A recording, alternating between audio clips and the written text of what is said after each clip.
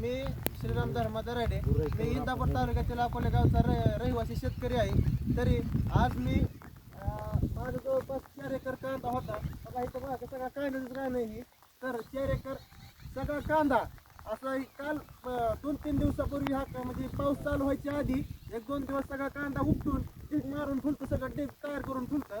तर अचानक हे अवकाळी पावसामुळं अचानक पाऊस जवळपास 25 ते 26 तास कंटिन्यू पाऊस झाला. त्यामुळं हे पावसाचं सगळं पाणी आहे रानात साचलं.